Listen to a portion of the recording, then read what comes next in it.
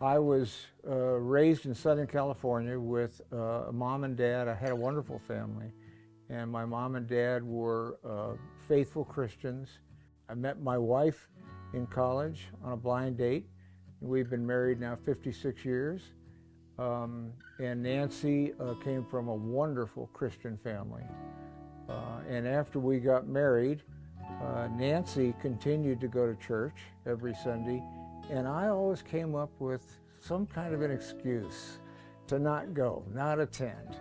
I was the, what do they call it, the C&E, Christmas and Easter. In 1984, February 7th, 1984, I was driving to work, and I heard a voice speak to me as clearly, as loud as I'm speaking to you right now. And that voice said, "Stop drinking now." I was so rattled by that. I pulled off the side of the road, and I looked in the back seat of my car, thinking that maybe somebody was messing with me. In my mind, in my brain, I heard those words, "Stop drinking now." I knew who it was. I knew at that point it was God.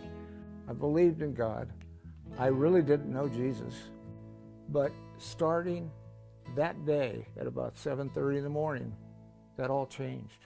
That all changed. I went to work. I called a friend of mine who I knew was a recovering alcoholic. His name is Rich, and I said, "Rich, would you please take me to an AA meeting tonight?" I am today a recovering alcoholic. I've been sober for 38 and a half years. So God literally saved my life, and I'm thankful every day and every night. I asked myself a question: how can I thank God for saving my life? The answer came to me instantly. I can thank God for saving my life by serving God, and I can serve God by serving others. That's what He wants us to do. He wants us to serve our fellow man.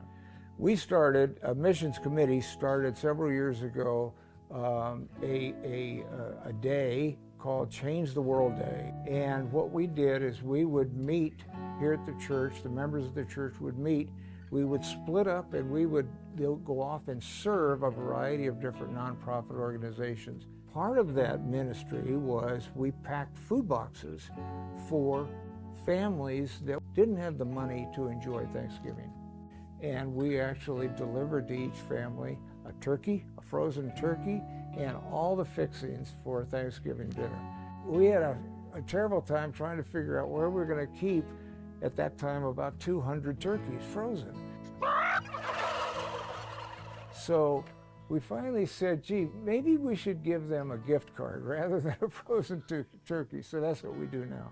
We do our packing day here. This year it's November 20th, Sunday, following the 9 a.m. service. So at 10 a.m., anybody that wants to help meets us in the Fellowship Center. We'll have tables, kind of an assembly line set up. So a person takes the box and just goes down the assembly line and starts filling up the box.